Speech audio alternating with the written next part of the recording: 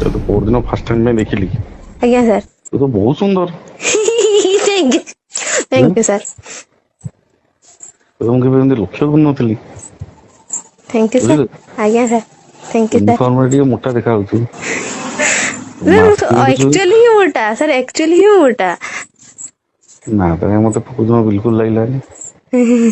ଆଜ୍ଞା ସାର୍, ପ୍ରଣାମ ସାର୍। ପ୍ରଣାମ, କଣ କରୁଥିଲୁ? ସାର୍ ବସିଥିଲି ସାର୍। କୋଉଠି? ଘରେ ସାର୍। ବାବା ମାମା କଣ କରୁଛନ୍ତି?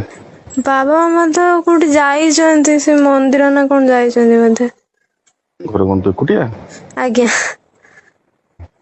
Okay okay. ବାବା ମନ୍ଦିର କଣ, ବାବା ମନ୍ଦିର ଏତେ କଣ ବାରଟା ଆସିକି କଣ ଯାଇଛନ୍ତି? କଣ କି ଆମର ଏପଟେ ବର୍ଷା ସାର୍ ହଉନାହିଁ, ଆମର ମାନେ ଖାଲି ପବନ ଫବନ ହଉଛି। ତ ଯାଇଛନ୍ତି ଘଣ୍ଟା ଦିନ ଭିତରେ ଫେରି ଆସିବେ, ହେଇଗଲାଣି ପାଖାପାଖି ଅଧଘଣ୍ଟା, ଆଉ କେତେ ସମୟ ଭିତରେ ଫେରି ଆସିବେ ଆଉ। ତତେ ଯୋଉ 2-3 ଦିନ ତୁ କେବେ ଆସିଥିଲୁ ମୋ ପାଖକୁ? ଏବେ 7 ଦିନ ପୂର୍ବେ। ସାର୍ ମୁଁ ଯାଇଥିଲି ପା ସାର୍, ସେଇ ଯୋଉ ଆଡମିସନ ଟାଇମରେ ମତଲବ 11 ତାରିଖ ଆଡେ ଯାଇଥିଲି।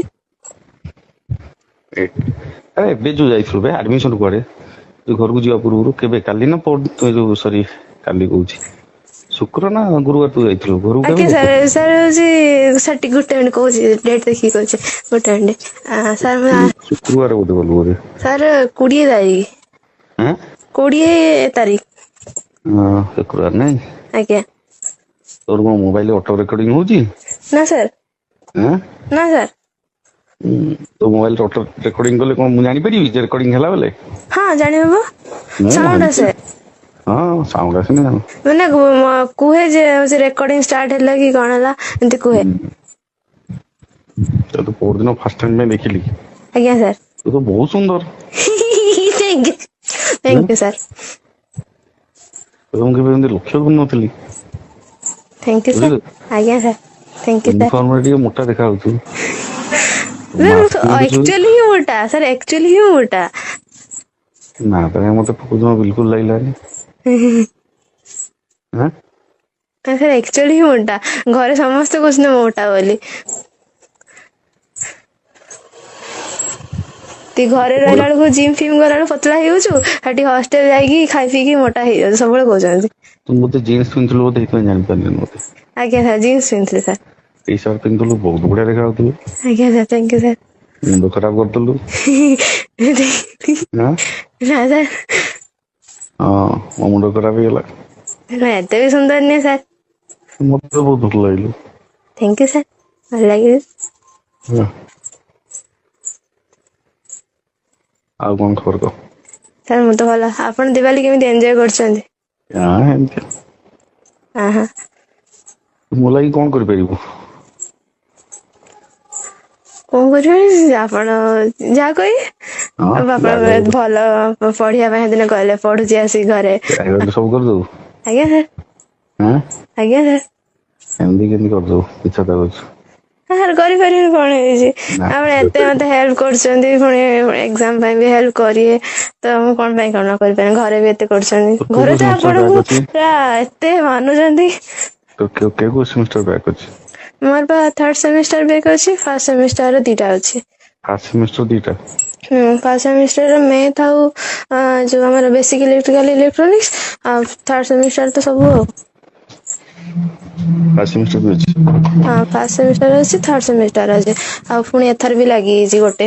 ଆପଣଙ୍କଟାରେ ଆପଣଙ୍କଟାରେ କେମିତି ଲାଗିଲା ମୁଁ ଜାଣି ହିଁ ପାରୁନାହିଁ, କାରଣ ମୁଁ ଏଥିରେ ସବୁ ଲେଖିଥିଲି। କଣ ପାଇଁ ଲାଗିଲା, ମା ବାପା କହୁଥିଲେ ଯେ ରିଚେକିଂ ରେ ପକେଇବା କଥା, ମୁଁ ଡରିକି ଆଉ ପକେଇଲିନି। ଭିଡିଓ କଲ୍ କରିପାରିବୁ? ଆଜ୍ଞା ସାର୍, ଆଜ୍ଞା ସାର୍, ନେଟୱାର୍କ ଆସିପାରେ ନ ଆସିପାରେ। ହଉ ପରେ କଥା ହଉଛି, ଆଜ୍ଞା ସାର୍। ଗ୍ୟାସ୍ ଧରିକି ଆସିଲେ। ଆଜ୍ଞା ସାର୍। ଆଜ୍ଞା ସାର୍ କୁହନ୍ତୁ। ତୁ କଣ ଏଠି ଘରେ ଏକୁଟିଆ ଅଛୁ, କଣ କବାଟ ଫବାଟ ବନ୍ଦ ଅଛି ନା କଣ? ଆଜ୍ଞା ସାର୍ ଅଛି, ଏଇ ଆଣ୍ଟି ହଉଛି ଆସିଛନ୍ତି, ସେ କହିଲେ କଣ ନବା ପାଇଁ, ସେ ତାଙ୍କ ସହିତ କଥା ହଉଥିଲି। ହୁଁ ହୁଁ, ଆଣ୍ଟି କଣ ପଢୁଛି? ଆଜ୍ଞା। ପଢୁଛି? ଆଜ୍ଞା। ପଡୋଶୀ ଆଣ୍ଟି? ହଁ ସାର୍, ମାନେ ଯୋଉ ଘରେ ଆମେ ରହୁଛୁ, ତ ତାଙ୍କ ପାଖରେ ଘର। ଏମିତି ବାପା ମା ନାହାନ୍ତି, ତୁ ଏକୁଟିଆ ରହୁଛୁ, କଣ କବାଟ ଫବାଟ ବନ୍ଦ କରୁନୁ? ସାର୍ ମୁଁ ସାର୍ ଏକୁଟିଆ ରହୁଛି ନା, ତ ସେଥିପାଇଁ ଆଣ୍ଟି ଫାଣ୍ଟି ଯିବା ଆସିବା କରନ୍ତି, ହଉଛି ମାନେ କାଳେ ଦରକାର ରୋଷେଇ ଫୋଷେଇ କରିନାହିଁ ତ, ସେଥିପାଇଁ ରୋଷେଇ ଫୋଷେଇ କରିବେ, ତ ସେଥିପାଇଁ ହଉଛି ଆଣ୍ଟି ଯିବା ଆସିବା କରନ୍ତି, କଣ ରୋଷେଇ କଲୁ କଣ ନାହିଁ ଏବେ ଖାଇବା ଘରେ ଆଉ କିଏ? ଆଜ୍ଞା। ଏବେ ଘରେ କିଏ ଅଛି? ଏବେ ସେ ଆଣ୍ଟି ଅଛନ୍ତି, ସେ ହଉଛି କହିଲେ ଯେ ଡାଲମା କରିବା ପାଇଁ ପରିବା କାଟୁଛନ୍ତି। କାଟୁଛନ୍ତି? ହଁ। ସେ ତୁମ ଘରେ ରୋଷେଇ କରୁଛନ୍ତି? ନା ରୋଷେଇ କରୁନାହାନ୍ତି, ସିଏ ଖାଲି ମାନେ ପରିବା ଟା ସାଇଜଲି ମୁଁ କାଟି ପାରେନି ନା, ତ ସେଇଥିପାଇଁ ସିଏ ଆସିକି କାଟି ଦିଅନ୍ତି। ଆଉ ଆଜି କଣ ସେ କହିଲେ ଯେ କଣ ଆଜି ପୂଜା କଣ ଗୋଟେ, ସେଥିପାଇଁ ଝିଅ ଛୁଆ ତୁ ପରିବା କାଟ ନା, ଆଉ ମୁଁ କାଟି ଦଉଛି।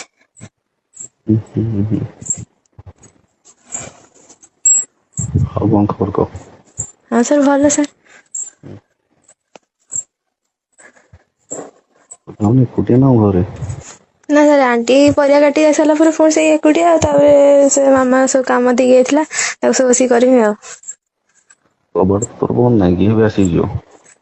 ନା ଆଗ କବାଟ ସାର୍ ବନ୍ଦ ରୁହେ ସବୁବେଳେ, କିନ୍ତୁ ଆମର ବାଡି ପଟେ କବାଟ ଥାଏ, ତ ସେ ବାଡି ପଟେ ହିଁ ଆଣ୍ଟି ଆସନ୍ତି ମାନେ ଆମର।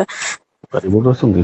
ହଁ ବାଡି କବାଟ ବାଟେ ଆସନ୍ତି, ଆଗ କବାଟ ସବୁବେଳେ ବନ୍ଦ ଥାଏ, ଖାଲି ବାଡି କବାଟ ଦେଇକି ଆସନ୍ତି। ସେ ପୁରା ମାନେ ଲଗା ଲଗି ତ, ନିଜ ଅଳ୍ପ ବାଟ ତାଙ୍କ କବାଟରୁ ଆମ କବାଟ, ସେ ବାଡି ପଟେ ଆସନ୍ତି, ବାଡି ପଟେ କାମ ସାରିକି ପଳାନ୍ତି। ସେପଟ ଖୋଲା ରହେ?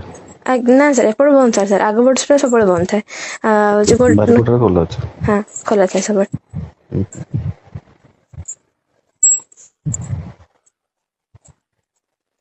ମୁଁ କହିଲି ରୁମକୁ ଯାଇକି ଭିଡିଓ କଲ୍ କରିପାରିବୁ? ସାର୍ ଆମର ଗୋଟିଏ ହିଁ ରୁମ୍, ଆମର ସାର୍ ଗୋଟିଏ ହିଁ ରୁମ୍। ଏ ଆଣ୍ଟି କଣ ସେଇ ରୁମରେ ଅଛନ୍ତି? ଆଜ୍ଞା ସାର୍। ଏମିତି? ସାର୍ ଆମେ ଆକ୍ଚୁଆଲି ଭଡା ନେଇକି ରହୁଛୁ, ତ ହଉଛି ଆମର ଯେହେତୁ 3 ଜଣ ଲୋକ, ତ ବେଶୀ ବଡ ରୁମ୍ ନୁହେଁ, ତ ସେ ଗୋଟେ ରୁମ୍ ଟା ଗୋଟେ ବଡ ହଲ୍ ଟାଇପ ର, ତ ସେଇଥିରେ ଆମେ ହଉଛି ଆଡଜଷ୍ଟ କରିଦଉଛୁ। ତୁ କୋଉଠି ରହୁଛୁ? ମୁଁ ବାବାଙ୍କ ପାଖରେ। କଣ କହୁଛୁ? ଆଜ୍ଞା। ସେଇଠି ରହୁଛୁ? ଆଜ୍ଞା ସାର୍। ଏଡେ ବଡ ହେଲୁଣି? ସାର୍ ହଉଛି ମୋର ଆକ୍ଚୁଆଲି ପର୍ସନାଲ ଗୋଟେ ରୁମ୍ ଥିଲା, ମୁଁ ଛୋଟବେଳେ ଯେତେବେଳେ 10th ପଢୁଥିଲି, ସେତେବେଳେ ଅଲଗା ଶୋଇବା ପାଇଁ ଟ୍ରାଏ କରିଲି, ତ ମଝିରେ ଟିକେ ହଉଛି ଡର ଫର ଲାଗିଲା, ତ ବାବା କହିଲେ ଯେ ନା ତୁ ସେ ଅଲଗା ଶୋଇବା ଦରକାର ନାହିଁ। ଆଉ ଏମିତି ଥରେ କଣ ହେଇଥିଲା ନା, ମୁଁ ଶୋଇଥିଲି, ତ ଯୋଉ ଫ୍ୟାନ ର କାପାସିଟର ସେଟା ଜଳିଗଲା, ଆଉ ଯେହେତୁ କେହି ନ ଶୋଇଥିଲେ, ଆଉ ସେଇଥିପାଇଁ ଦେଖିକି ମତେ ସାଙ୍ଗେ ସାଙ୍ଗେ ନେଇ ଆସିଲେ, ତ ସେଇ ଡରରେ ବାପା ମତେ ଏକୁଟିଆ ଶୁଅନ୍ତିନି, ତ ସେଇ ଆମେ 3 ଜଣ ଗୋଟେ ବେଡ୍ ରେ ଶୋଇପଡୁ। ହଉ ଆଣ୍ଟି ଗଲେ କଲ୍ କରିବି। ଆଜ୍ଞା ସାର୍। କରିବୁ? ଆଜ୍ଞା ସାର୍ ସିଓର ସାର୍। ଆଜ୍ଞା ସାର୍ କରିବି ସାର୍। କେତେ ମିନିଟ୍ ପରେ? ସାର୍ ହଉଛି ପରିବା ତ ସେ କାଟୁଛନ୍ତି, ରୋଷେଇ ସାଙ୍ଗେ ସାଙ୍ଗେ ସେ କାଟି ସାରି ଯାଇ ସାରିଲା ପରେ ଆପଣଙ୍କୁ କଲ୍ କରୁଛି ଆଉ। ଆଜି ପୁରା ଦେଶୀ ମାଛ ଆଣିଛି। ଚିକେନ କଷା ପାଇଁ ମୁଁ ବି ଖାଲି ଲେଗ ପିସ୍ ଆଣିଛି। ବୋହୁର ଆଜି ବାର ବାଜିବ। ପିଆଜ କାଟିବ, ରସୁଣ ଛଡେଇବ, ଅଦା ଛେଚିବ, ନଖ ଖାଲି ରହିଲେ ହେଲା। ଆଜି ସମସ୍ତେ ଆଙ୍ଗୁଠି ଚାଟି ଖାଇବେ। ବିନା ପିଆଜ ଅଦା ରସୁଣ ମସଲାରେ ଯାହା ତ ଲାଗିବ। ଖାओ ଖାओ। ଆରେ ବାହ, ସୁଗନ୍ଧ ଯେମିତି ସ୍ୱାଦ ବି ସେମିତି। ବଢିଆ ଲାଗୁଛି। ଏଥିରେ ପ୍ୟୁରୋ ପିଆଜ ଅଦା ରସୁଣ ସବୁ ମସଲା ପଡିଛି, ଯେଉଁଥିରେ କୌଣସି ପ୍ରିଜର୍ଭେଟିଭ୍ସ ନାହିଁ। ପ୍ୟୁରୋ ମସଲା? ପ୍ୟୁରୋ ମସଲା, ଟେଷ୍ଟ ଦ ପ୍ୟୁର।